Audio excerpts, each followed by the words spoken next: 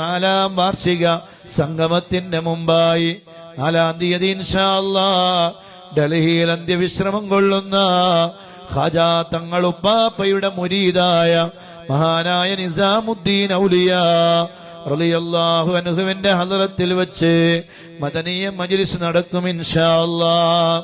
അത് കഴിഞ്ഞ് നേരെ 4-ാം വാർഷിക മഹാസംഗമത്തിലേക്കാണ് വരിക. യാത്രകളൊക്കെ റാഹത്തിലാവണം, വിചാരിച്ചതുപോലെ നടക്കണം ഇൻഷാ അല്ലാഹ്. അങ്ങനെ കൃത്യമായി മദനിയത്തിന്റെ 4-ാം വാർഷിക സംഗമത്തിനെത്തണം.